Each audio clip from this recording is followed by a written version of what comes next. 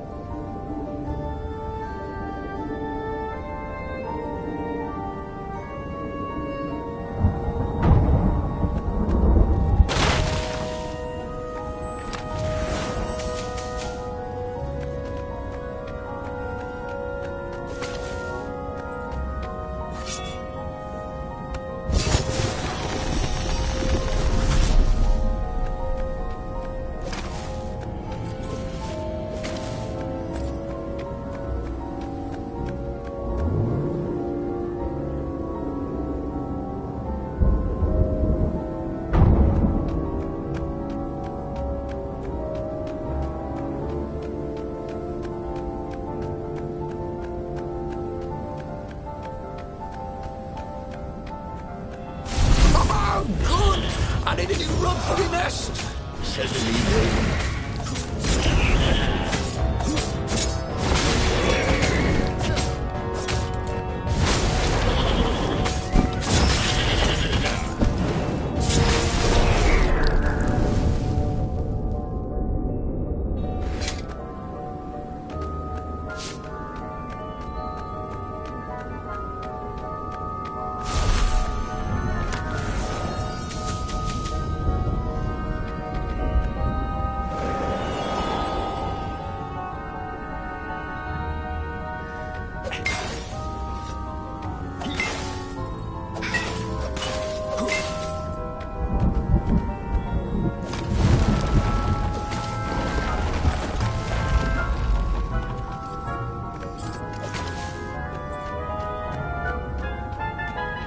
Bernardo knew Zenobia, and Zenobia knew him.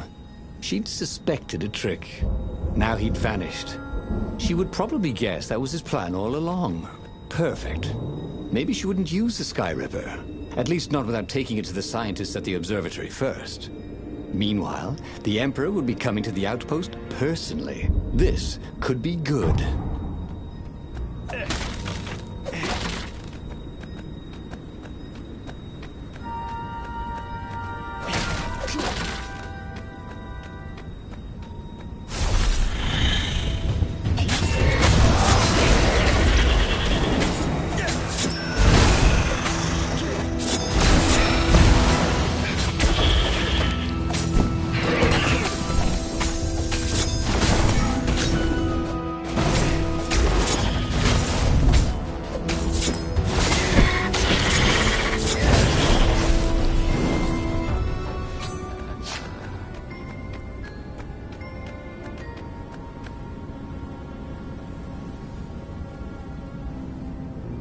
Bernardo was face to face with the Emperor's bodyguard.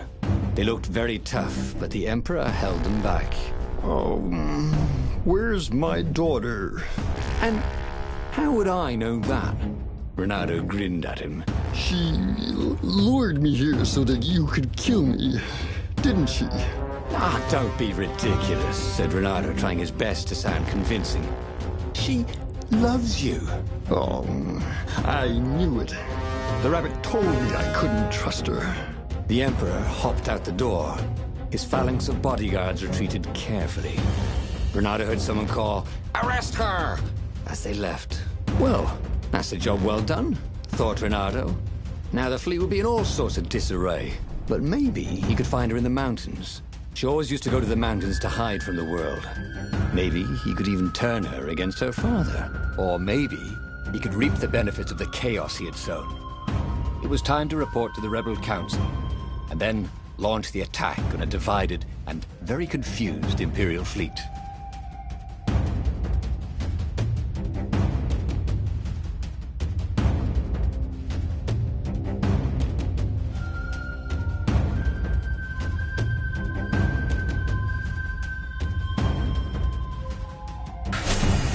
Renato felt very clever indeed. He'd told the Empire nothing but the truth, and now they suspected everything and everyone. So, why are you going to see Zenobia? He asked himself. It's not just a gloat, is it? No, of course not. Now, turning her against her father was good. It was very good. If she would actually join the rebels, that would be spectacular, right? That was definitely what he was doing.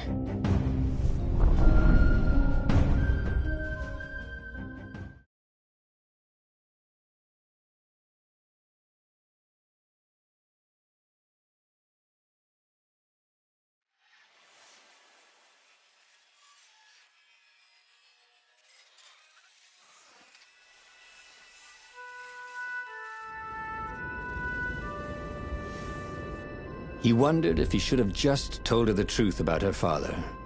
The Emperor had adopted her from a stray. That was the source of all her loyalty.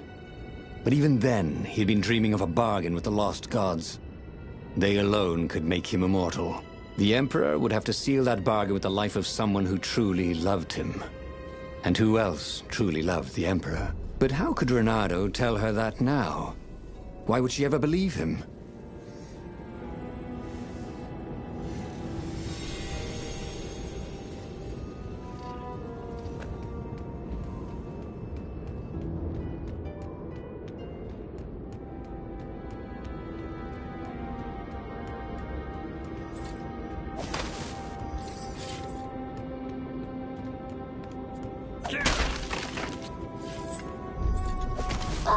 Long live the Emperor! Call the ravens!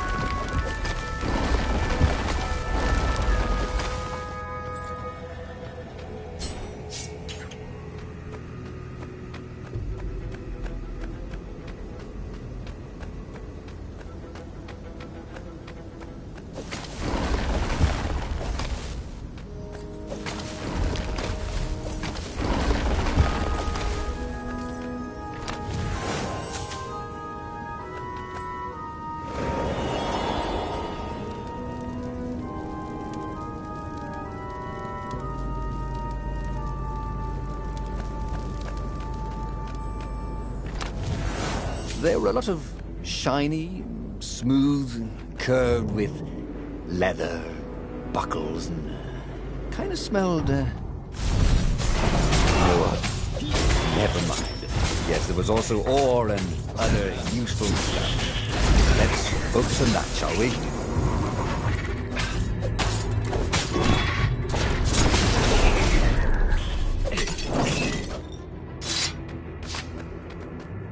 The funny thing was, she should have trusted him. He told her the truth, the whole truth, and nothing but the truth. Oh, all right. The truth was, he'd played her like a fiddle. And how often had he ever done that? She was so smart. Smarter than him, really.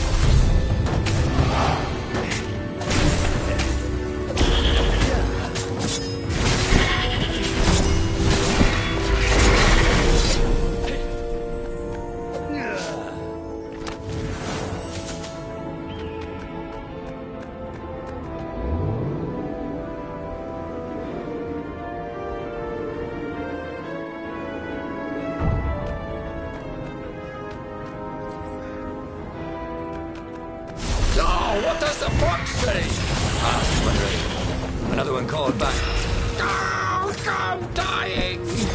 They both laughed hysterically.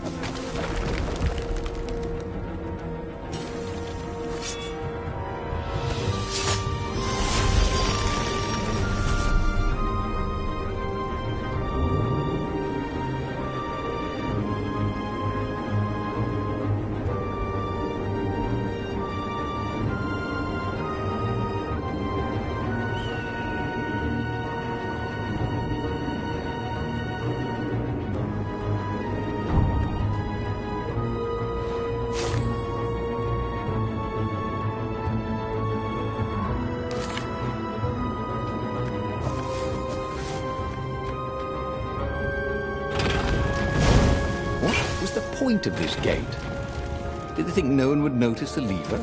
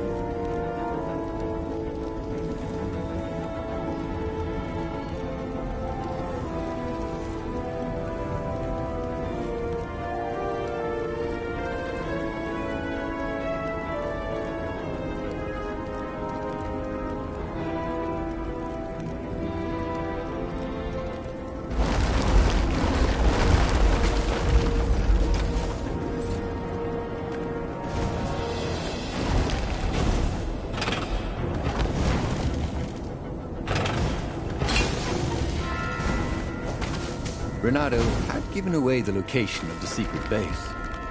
Fortunately, the Emperor thought it was all a trap. He even mistrusted his own daughter. Renato couldn't have done better if he'd planned it.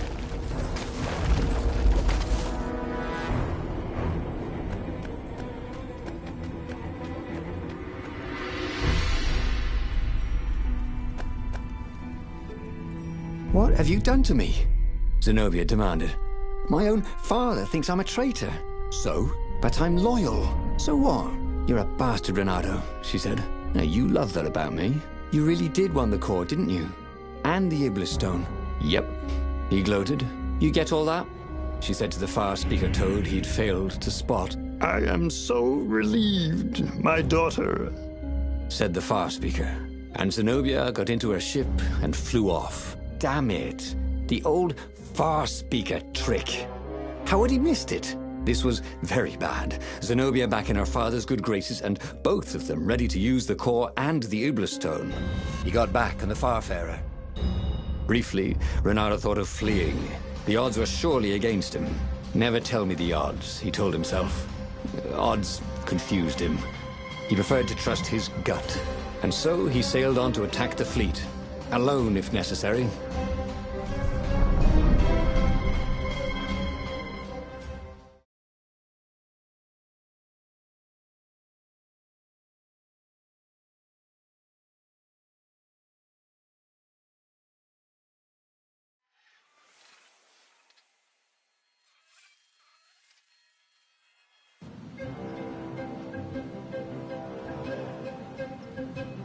There were not many rebels here, and they were disorganized. The Empire had obviously attacked the secret base, the formerly secret base whose location Renato had so helpfully pinpointed on a map. There was still time to turn around, wasn't there? But Renato hated turning around. Heroes don't turn around, they just own their screw-ups and turn them into impossible victories, right?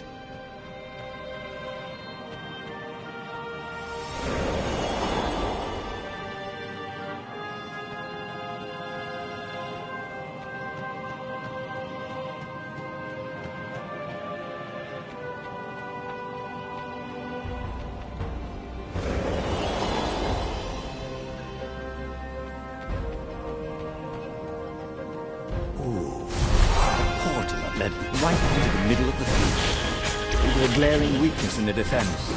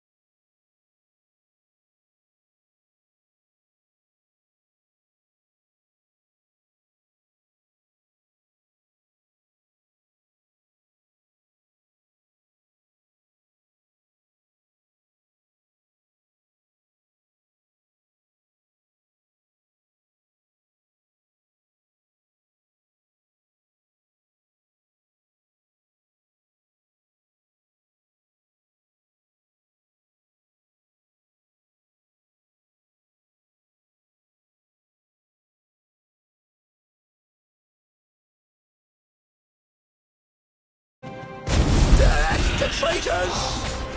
Caught the Ravens.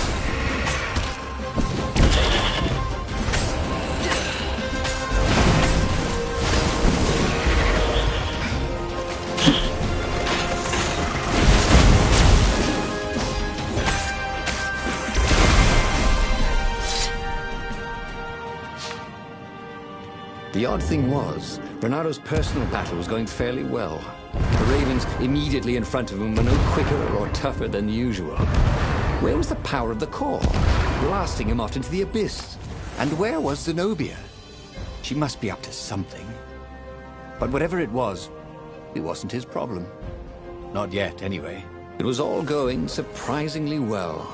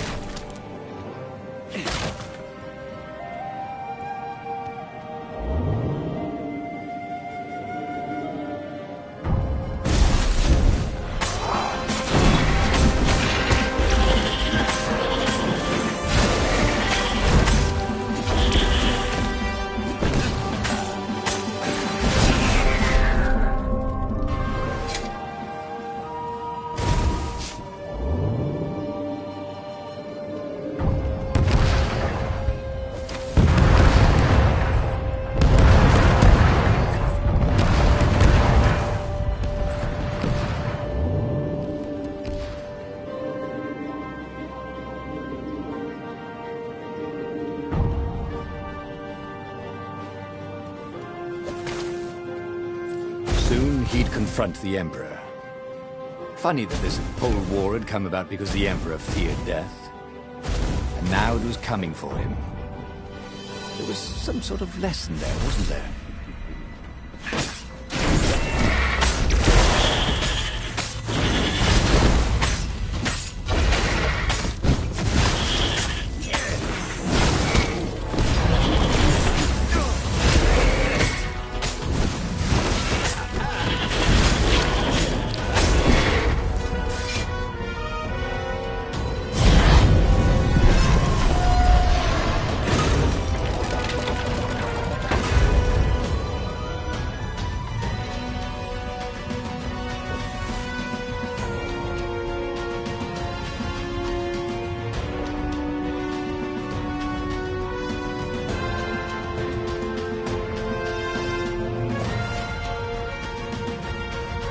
At last, he came to Zenobia and the Emperor.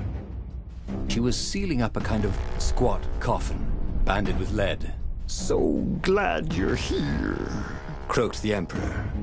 You will be witness to my final victory.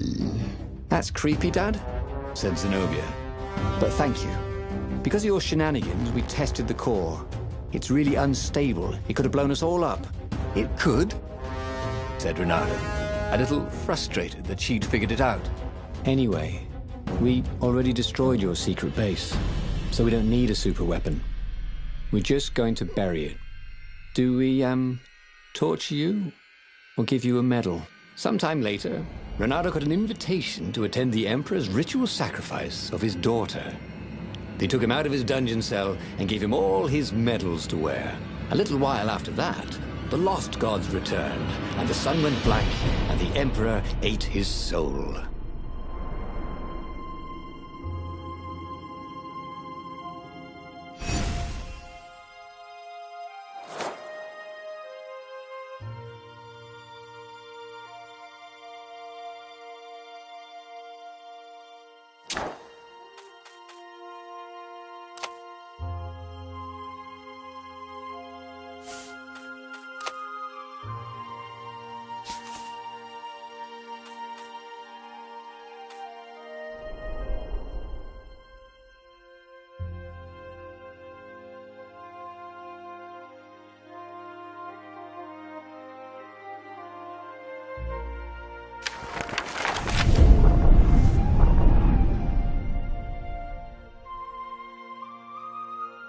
The clouds parted over the Isles of Boreas.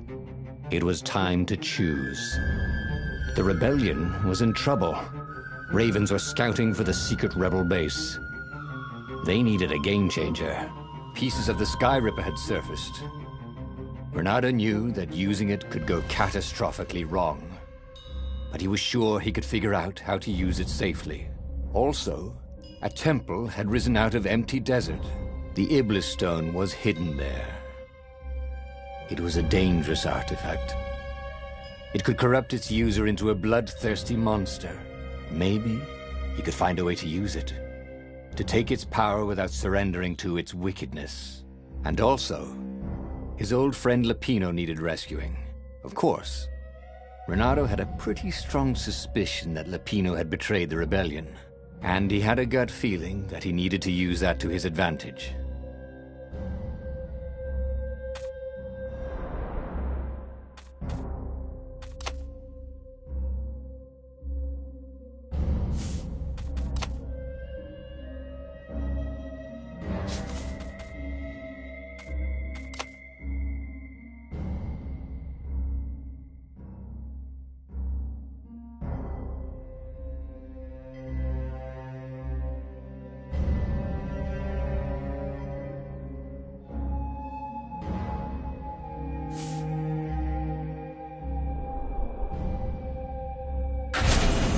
Every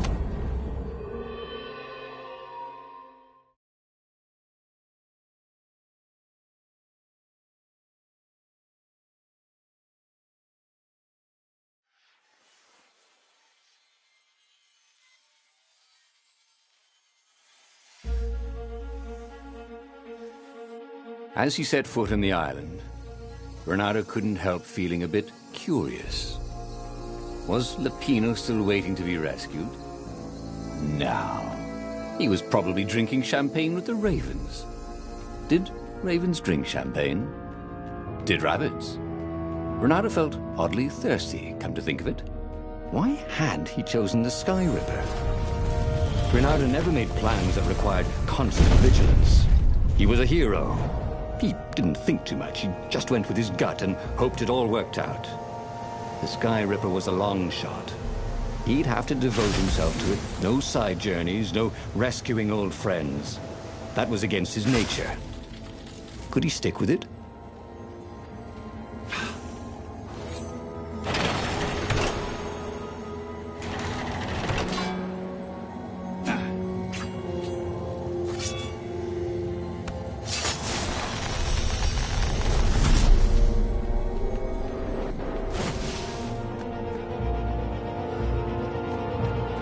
Oh, hey. There's a couple of red spots on your feathers. Oh, wait. Not yet.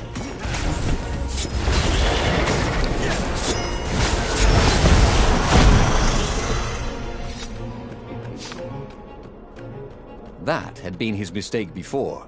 Trusting his old friend Lapino, who'd been through so many battles with him and shed so many heartaches, who he'd rescued so many times. What was up with that guy anyway?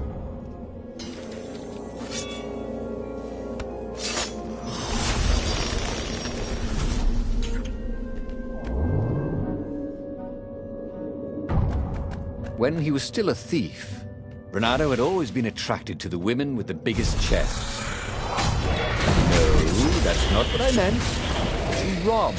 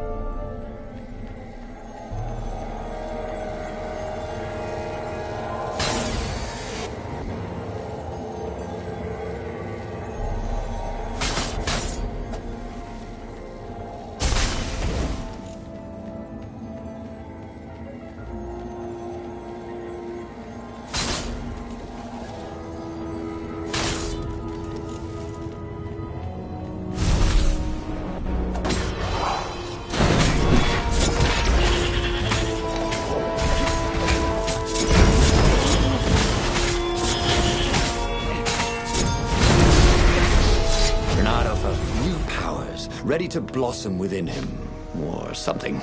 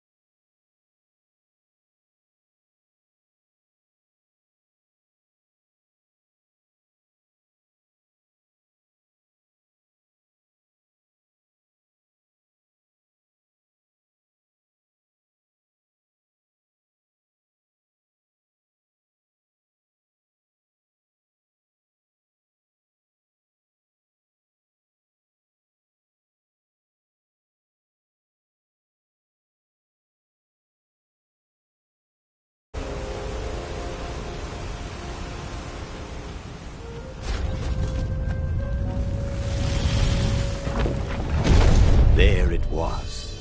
Sky Ripper's armature. The stuff that dreams are made of. Engineers' dreams, anyway. The device was intricate.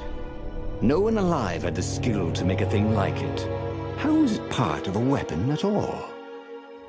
He'd have to ask a scientist. But first, he'd get the second piece. Sky Ripper had a heart. A core that had come to rest on the next island. Well, there was another island he could reach. Zenobia had just invaded it with her father's Raven battalions. She must be encamped there still. But fighting Zenobia now, that made no sense at all. He'd already sacrificed one friend to get this armature, was it? He didn't need to hurry to face her. She would find him.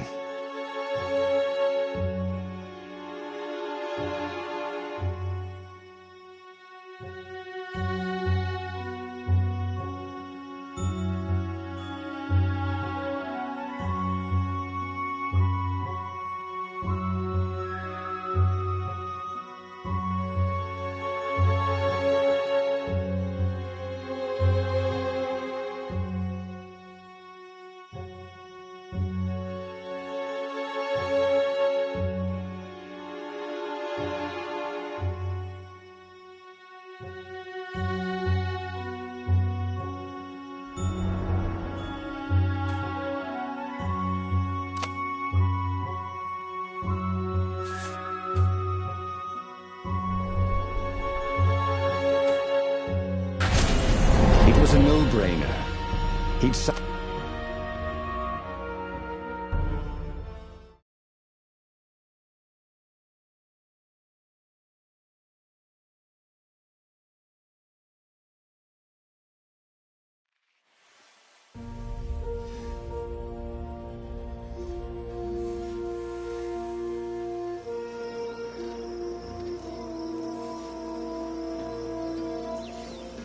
Doubt sunk in before he was even out of sight of the Farfarer.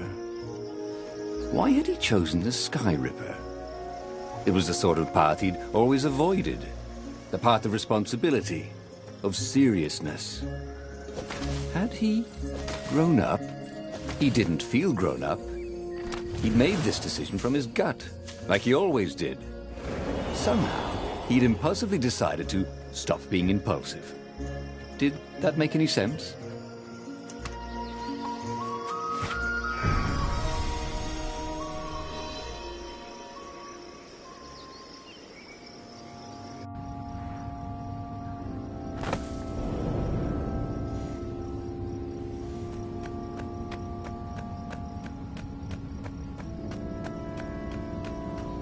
There was something sour in the air.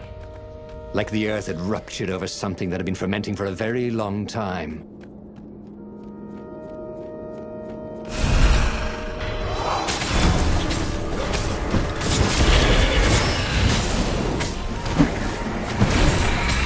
Calaveras had once explained to Renato how portals worked, but how hard he tried to understand. The word just flew out of his brain.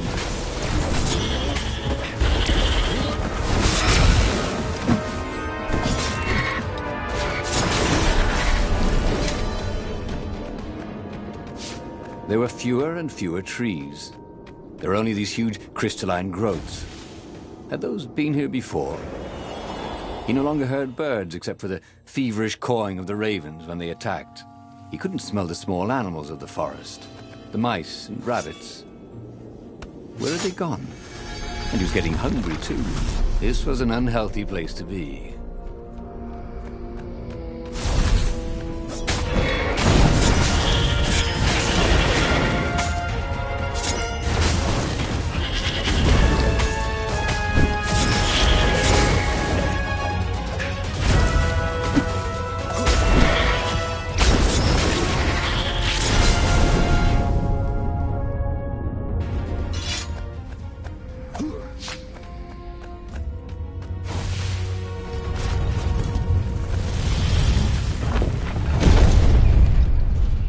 The 20-sided core made him feel physically sick. Once he had sneaked into a temple of the dark arts, and he hadn't liked what he smelt and saw there. He carried his prize back to the Farfarer. Now, he had to make his next move. There was a key Imperial outpost on the Nexus. If this really was some sort of super weapon, he could use it to wreak havoc on the enemy. And if it wasn't, well, better to know that before the final battle. But maybe he should show it to some scientists first. There was an observatory on the Nexus. Maybe he should go there before he fired it.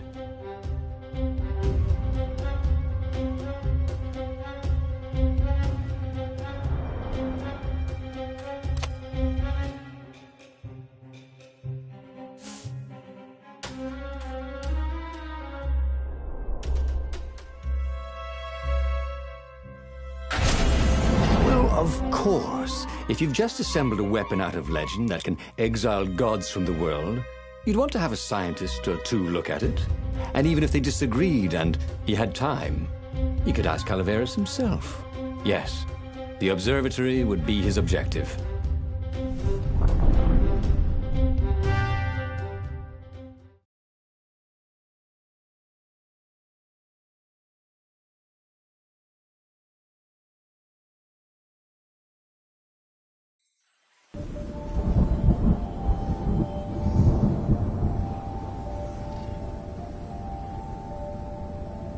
Why had the parts of the Sky Ripper only surfaced now, thousands of years after the Transcendent Emperor had dismantled it? The mad Emperor Isengrim had performed terrible, bloodthirsty rituals to invoke the lost gods. Was that why these ancient artifacts were rising out of the ground? How perfect, then, that the Sky Ripper would reappear to be his destruction. And, hopefully this time, just his destruction.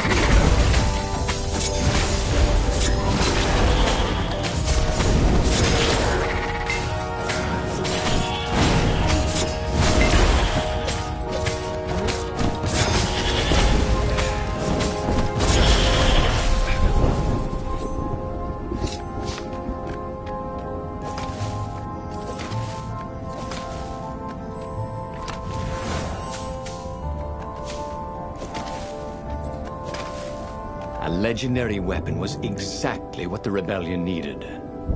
They were outnumbered. The once kind emperor had become a tyrant. But his ravens stayed loyal, for he fed them his victims, and the other animals were too frightened to rebel. Renato shuddered at what the emperor was trying to do. To bring back the lost gods, the Black Harvest, the Black Sun? No. He would stop that toad, no matter what the risk.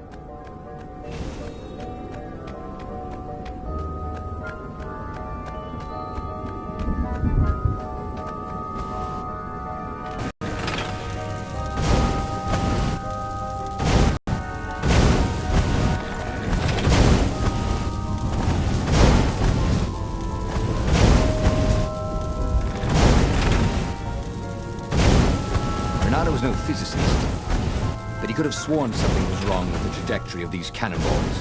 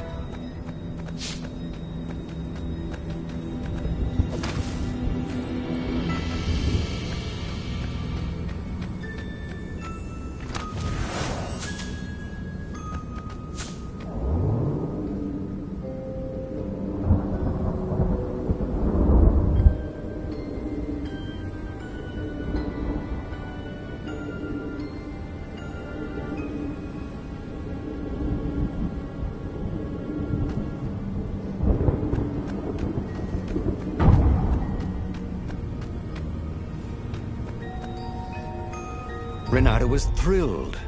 The scientists seemed to think he'd put the Sky Ripper together right. But one toad was worried. Yeah, the Sky Ripper could tear a hole in existence itself. There are invisible strings that tie the universe together. If the Sky Ripper cut one, the hole would widen and widen until our whole existence fell into it. Another toad sighed. Irving still believes in string theory. At least go see Calaveras. Yeah, said the worried Toad. He knows more than anyone else has forgotten about the Transcendent Emperor. If anyone could tell him how to use this weapon safely, it would be Calaveras. It was he who had told Renato how to find it in the first place. But maybe he had to give up on using it as a weapon. Maybe he had to go to the secret rebel base and ask the generals there what he could do with a weapon that he dared not use. One way or another, there had to be a safe way to use it.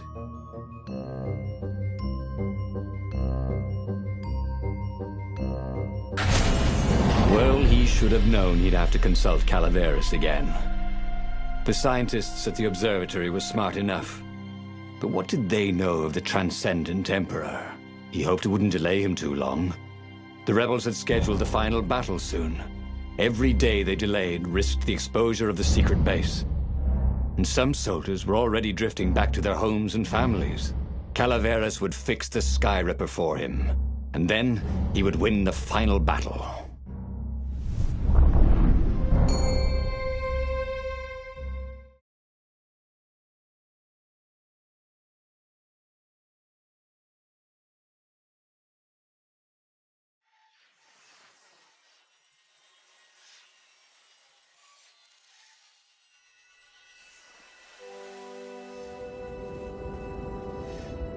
Maybe it was the cold.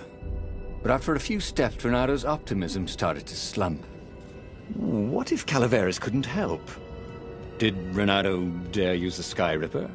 Oh, he hated that he had chosen this path. It was so much simpler to rescue friends and attack enemies, even if some of those friends were more trouble than his enemies, and some of those enemies had been friends before and might be lovers after. No, okay, it wasn't all that nice. No. Physics made his brain hurt. That, at least, he was sure of.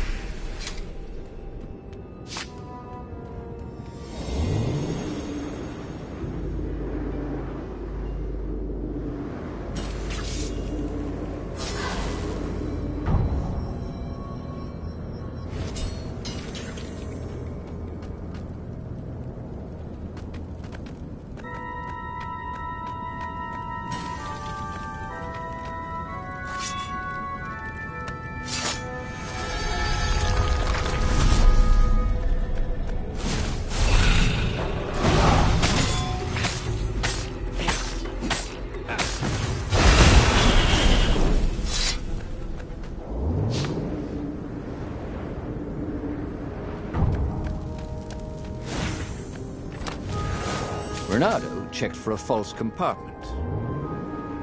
Nope.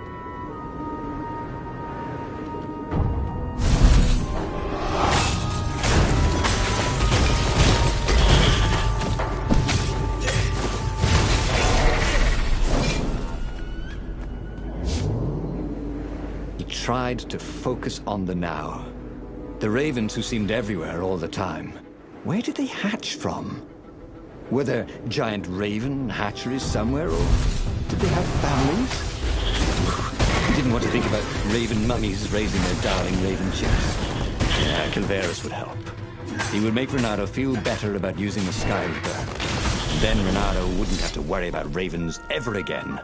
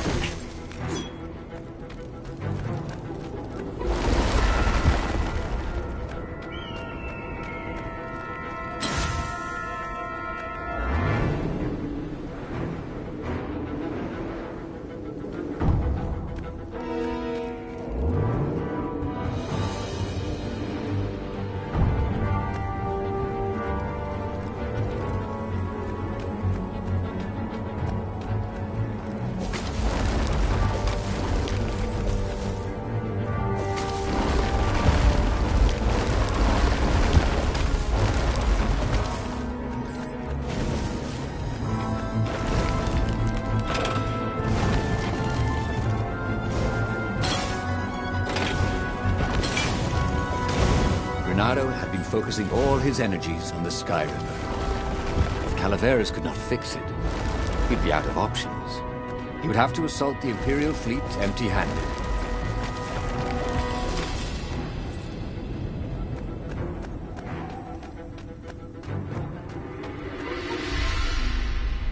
Calaveras had never let him down.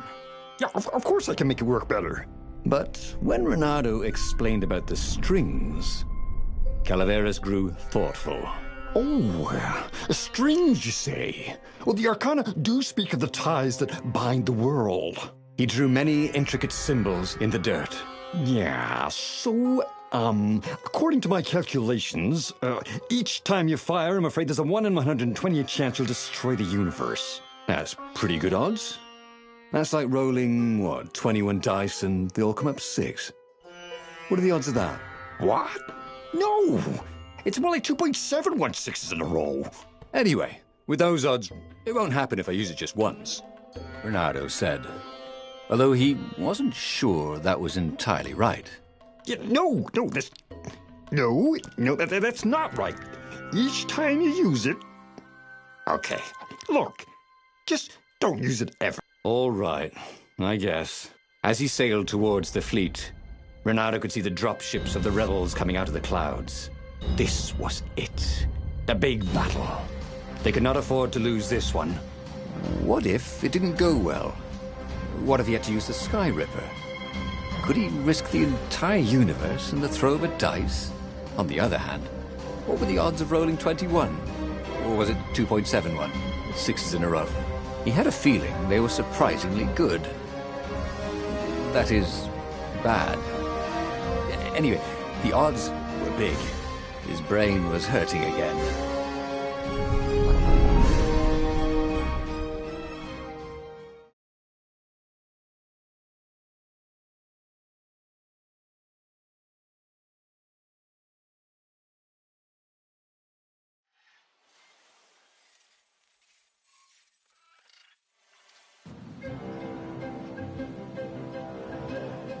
The battle was not going spectacularly well. What had the rebels been thinking? They'd been thinking he would bring the Sky Ripper, or the Iblis Stone, or that he'd sideline Zenobia somehow, or turn her. Couldn't he use the Sky Ripper just once? After all, if chances were 1 in 128, that meant he'd for sure be okay the first time. They'd get worse each time he used it, but the first time would be okay, right? He wasn't sure that it was right. So he didn't fire the Sky Ripper. He just brought it along, in case.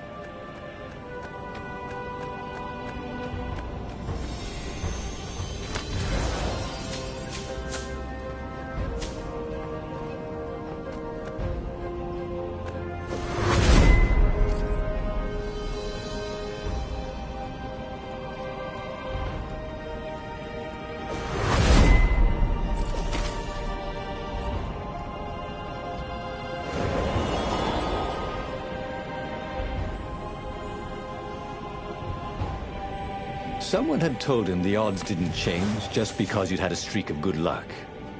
His gut told him that was wrong, though. And he always listened to his gut. On the other hand, 128 chances to win, but one of them would destroy the universe. That seemed a bit serious. Maybe he could defeat the Emperor without firing the Sky Ripper. Maybe he could bluff, but with a real weapon. Like in cards, when you had 3 knaves, but you pretended you had a fizbin. That could work.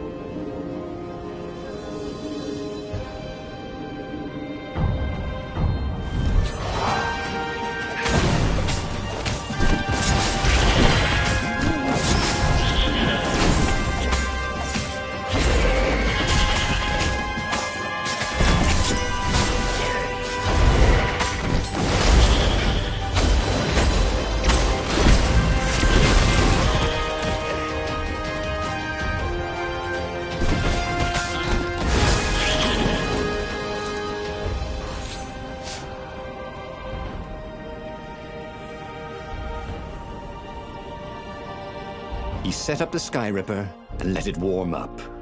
He would bluff if he had to. Zenobia came out, flanked by a very daunting platoon of ravens.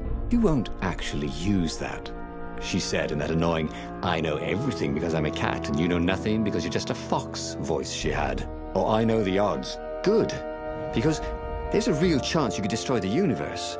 "No, not the first time I use it. The odds are too low." "What? No? Yeah, sure. The first time, the odds are practically nothing. They only go up if I use it a bunch more times." "No, but that's not how odds work. Didn't you pay attention in class?" "Now surrender, or I'll use it. Just once," he said. "Don't." He felt sure the odds were with him. He had to go with his gut. That's what heroes do. "Fire," he said. "Please?" The Sky Ripper fired. With a tremendous whoosh, the Emperor's flagship went up in flames. It was awesome. And then he noticed there was a hole in the air. A blackness, like a tear in a parchment. Wind was blowing into it, widening it. It grew larger, and even larger. Crates fell upwards into it, and the world itself seemed bent, like the reflection on a curved mirror, as it poured into the ravenous hole. 1 in 128. What are the odds? Thought Renato, and then everything fell into the hole and was gone.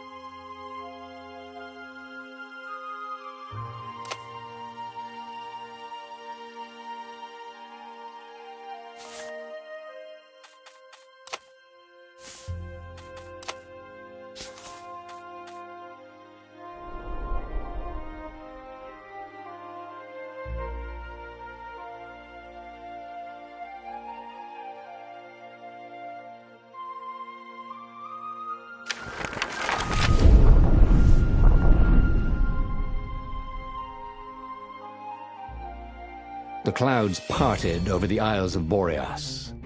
It was time to choose. The rebellion was in trouble.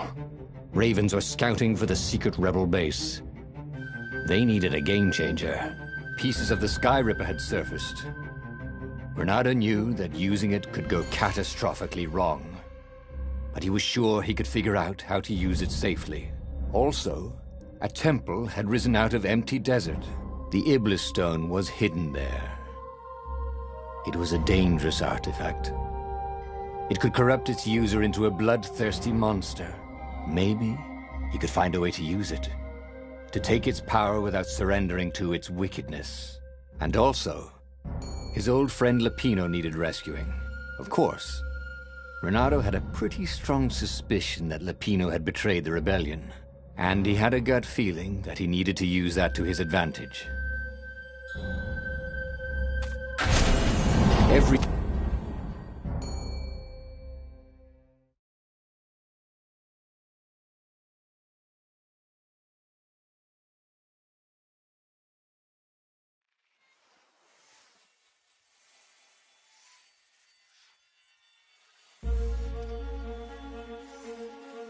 As he set foot on the island, Renato couldn't help feeling a bit curious. Was Lapino still waiting to be rescued? No. He was probably drinking champagne with the ravens. Did ravens drink champagne? Did rabbits? Renato felt oddly thirsty, come to think of it. Why had he chosen the Sky Ripper? Renato never made plans that required the Sky...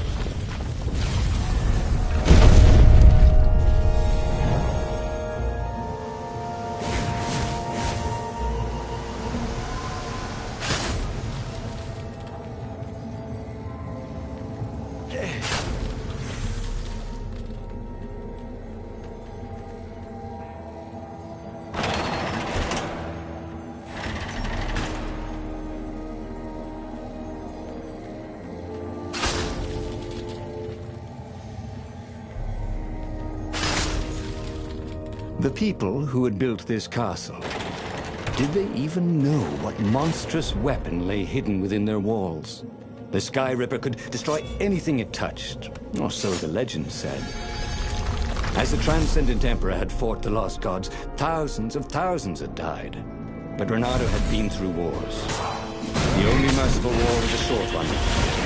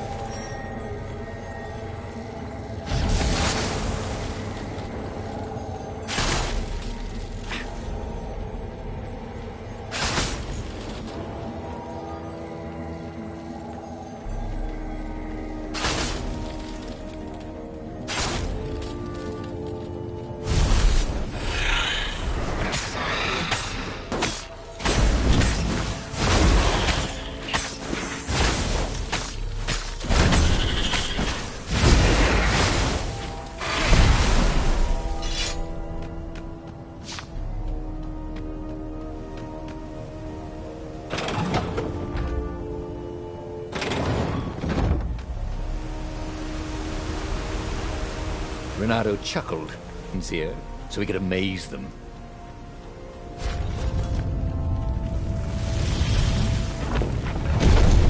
There it was. Sky Ripper's armature. The stuff that dreams are made of. Engineers' dreams, anyway. The device was intricate. No one alive had the skill to make a thing like it. How was it part of a weapon at all? He'd have to ask a scientist. But first, he'd get the second piece. Sky Ripper had a heart, a core that had come to rest on the next island. Well, there was another island he could reach. Zenobia had just invaded it with her father's Raven battalions. She must be encamped there still. But fighting Zenobia now, that made no sense at all. He'd already sacrificed one friend to get this armature, was it? He didn't need to hurry to face her. She would find him.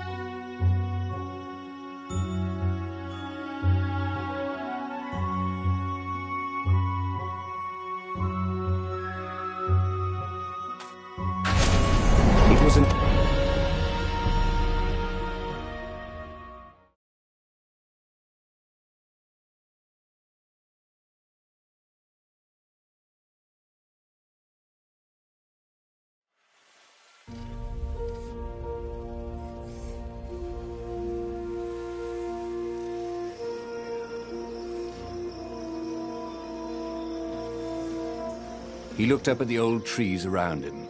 They were so big, so old. They'd been there before he was born, and they'd be there after he'd passed into legend. Was he confronting his own unimportance? What had got into him? He was no philosopher. Anyway, who cares? He was plenty important. He was a hero, and soon he'd prove it.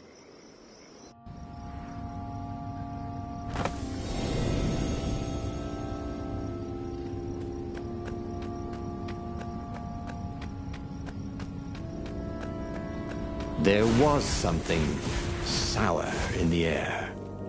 Like the earth had ruptured over something that had been fermenting for a very long time.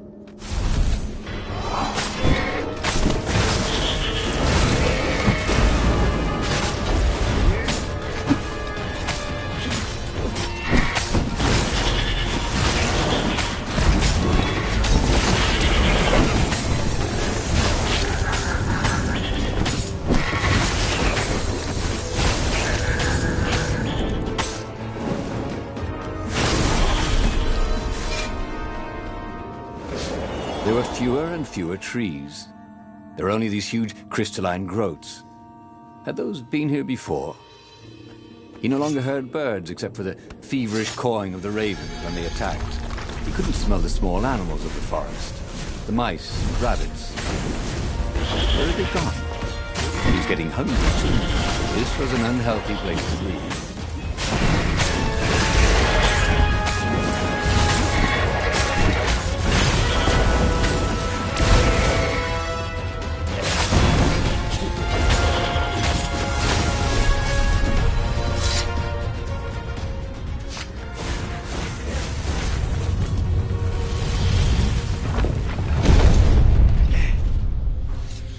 The 20-sided core made him feel physically sick. Once he had sneaked into a temple of the dark arts, and he hadn't liked what he smelt and saw there. This felt like that. As quick as he could, he wrangled the echo. He carried his prize back to the Farfarer. Now, he had to make his next move. There was a key Imperial outpost on the Nexus. If this really was some sort of superweapon, he could use it to wreak havoc on the enemy. And if it wasn't, well, better to know that before the final battle.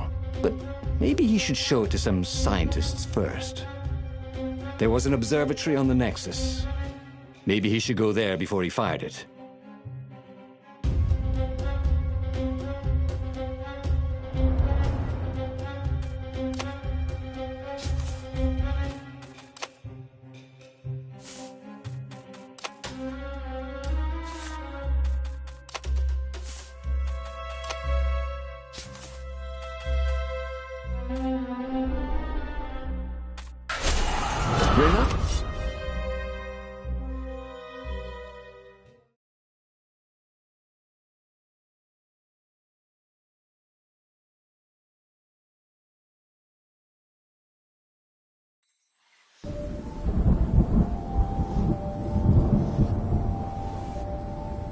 As he set out down the path, Renato wondered why the parts of the Sky Ripper had only surfaced now, thousands of years after the Transcendent Emperor had discarded it. This Emperor, Isengrim III, had performed terrible, bloodthirsty rituals to invoke the lost gods. Perhaps that was bringing up lost artifacts. How perfect, then, that the Sky Ripper would reappear to be his destruction. And, hopefully this time, just his.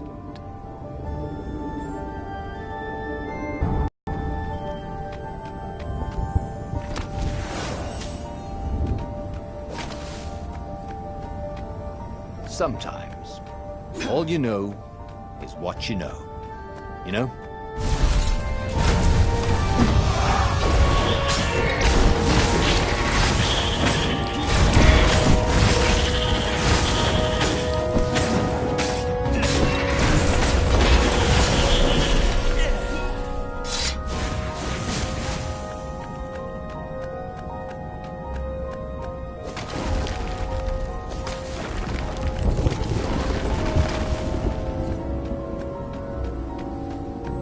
He was tired of slaughtering ravens. Maybe it was time to test out the new weapon. He turned a knob on the Sky Ripper. It made strange, mechanical noises. The wheels spun faster. It began to hum. The Sky Ripper was following his every step. At least it acknowledged him as the master. But there was no trigger. How was he supposed to fire it? Fire, he said. Nothing happened. Well, maybe it just needed to warm up. After all, it hadn't been fired in thousands of years.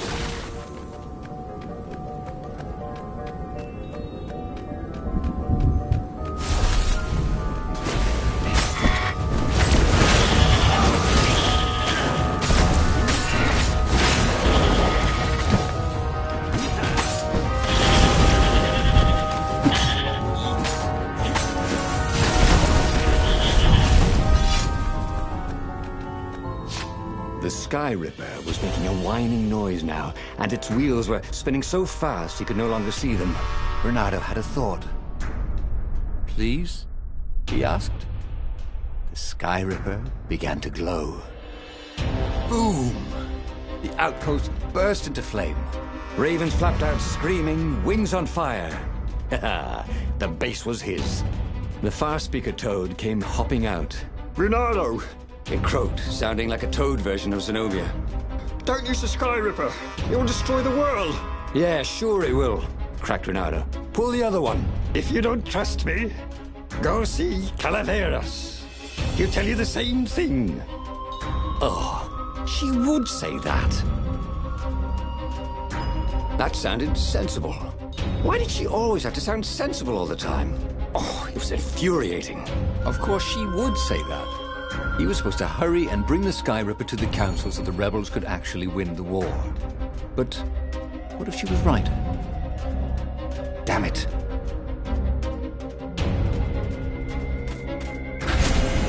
Zenobia was so frustrating. If she couldn't get you with magic, she'd get you with reason and caution and sensible arguments.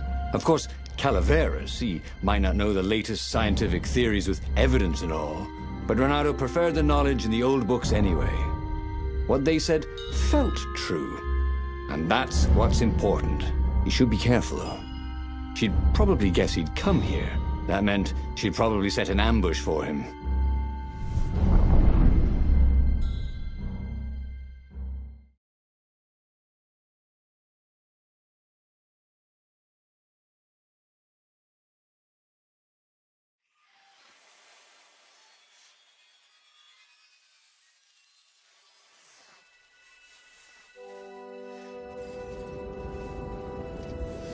Renato landed on the island, expecting Zenobia's ambush at any moment.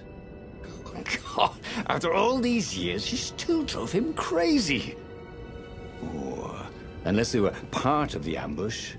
The obvious reasons he was meant to see to take his mind off the ones he wouldn't see. There did seem to be a lot of ravens around here.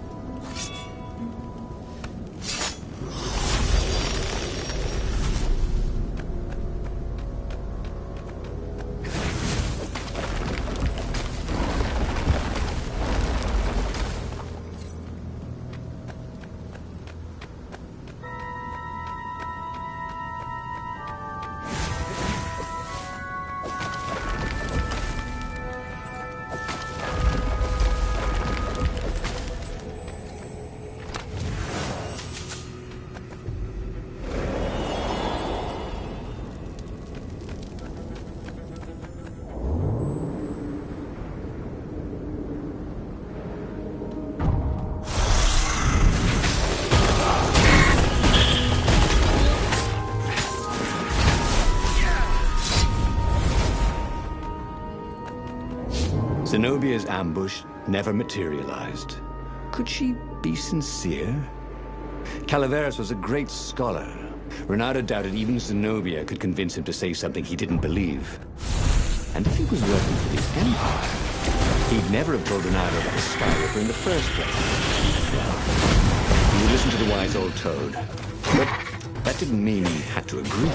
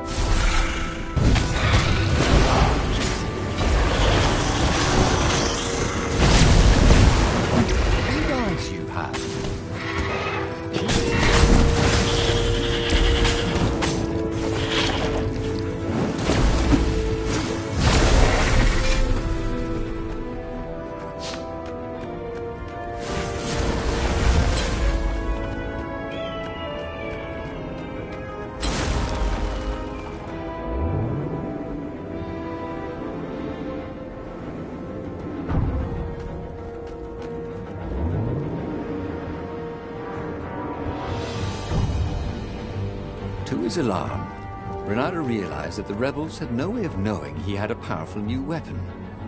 They might set off on their attack of the fleet before he could bring the Sky Ripper to the fight. He had to hurry, while there were still rebels to save.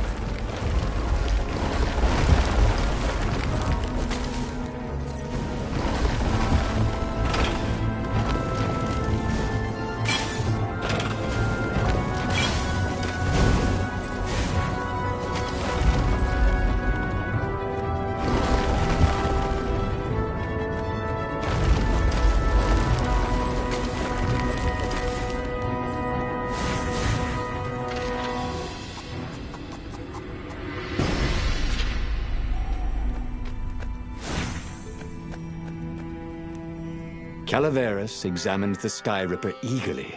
What? How often does a new relic surface? He brushed off Zenobia's warning.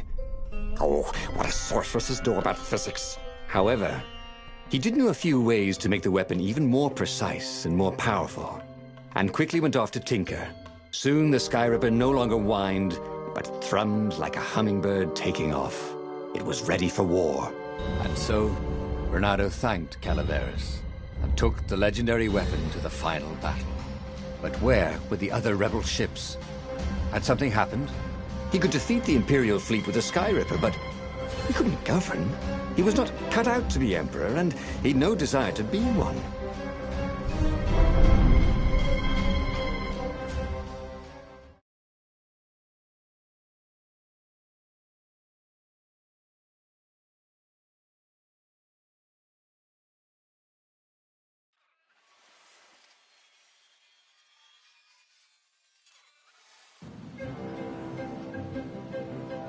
There were a few rebel ships here and there, but there was no organization to the battle. Where was the Council flagship? Something had gone terribly wrong. But he had the Sky Ripper, and the Ravens had nowhere they could hide.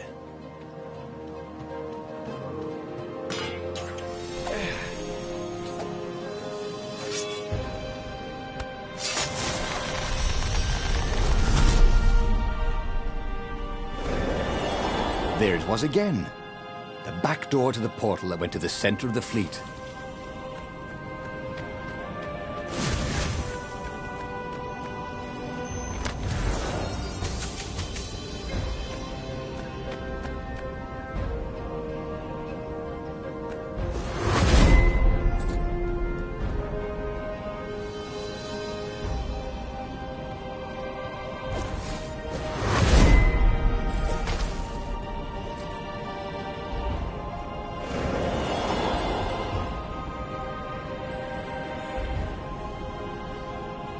The Council speaker was on the deck, bleeding. Why was she even here? They found our base, She croaked. the Council, all dead. We must surrender. No, we could still win this, said Bernardo. I have the Sky Ripper. He would be a real hero and save the day, even when all appeared to be lost. You're a good boy. Said the speaker, and then she died.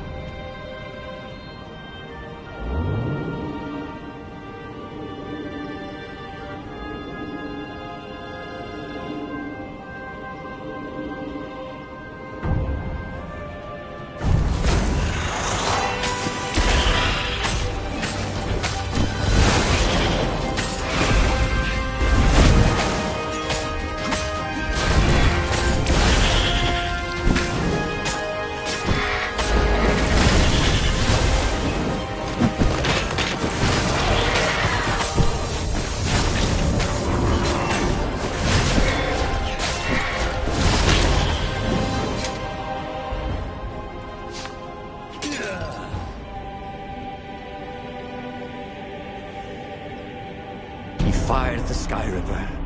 With a tremendous whoosh, the Emperor's flagship went up in flames. And for good measure, he played the beam around it, setting all the other nearby Imperial ships on fire too. And he watched them burn. See? He could use the Sky Ripper safely. The few remaining rebels gave a cheer. And then they stopped cheering. There was a hole in the air. A blackness, like a tear in a parchment. Wind was blowing into it, widening it. It grew larger. Crates were falling off ship decks, upwards into the hole. And the world itself seemed bent, like the reflection on a curved mirror as it poured into the ravenous hole. He guessed that somewhere behind that ever-widening hole were gods that had long been exiled. But it didn't really matter. Time was done for here, and soon it was.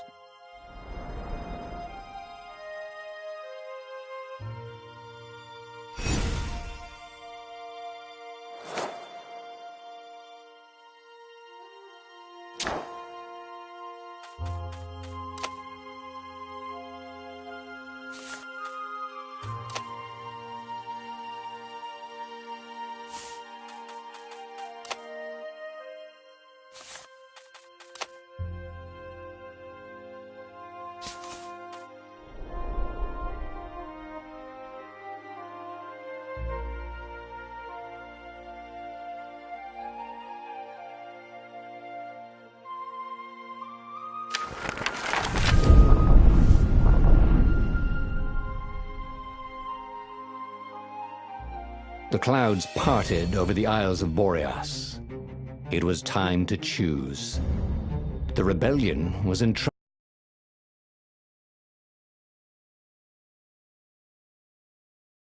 Ravens were scouting for the secret rebel base. They needed a game changer. Pieces of the Sky Ripper had surfaced. Bernardo knew that using it could go catastrophically wrong. But he was sure he could figure out how to use it safely. Also, a temple had risen out of empty desert.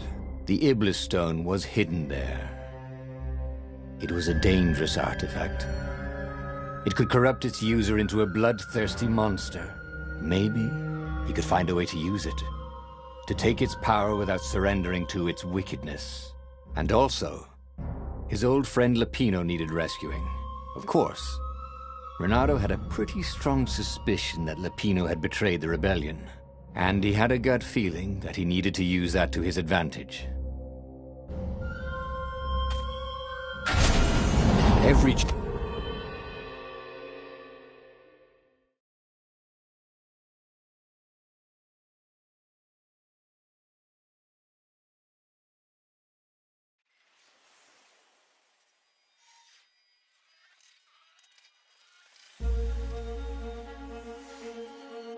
As he set foot on the island, Bernardo couldn't help feeling a bit curious. Was Lapino still waiting to be rescued? No. He was probably drinking champagne with the ravens. Did ravens drink champagne? Did rabbits? Bernardo felt oddly...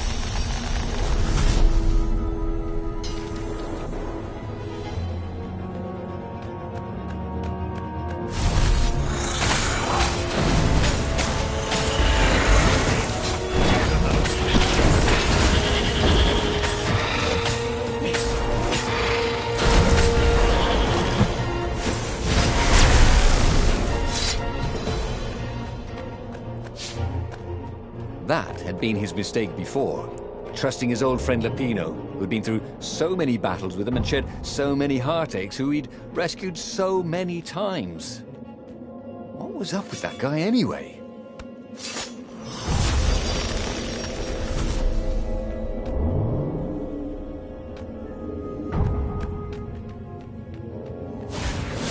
Fine. Who wants to die first?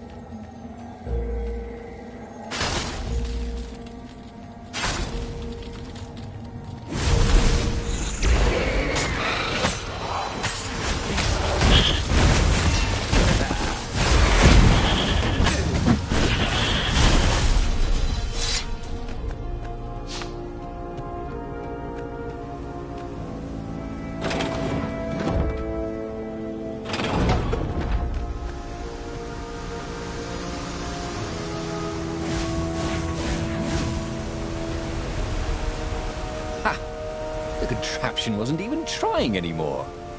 As if it knew it had met its match.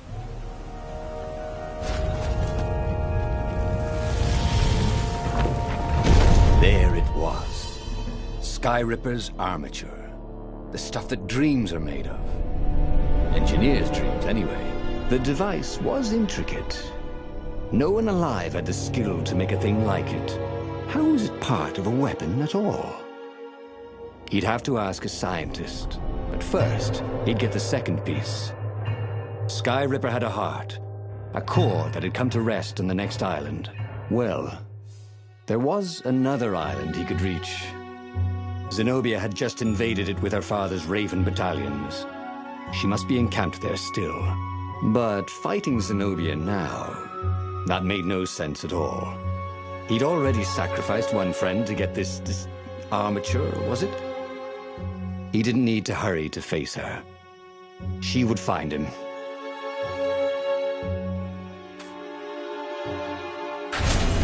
It was a no-brainer.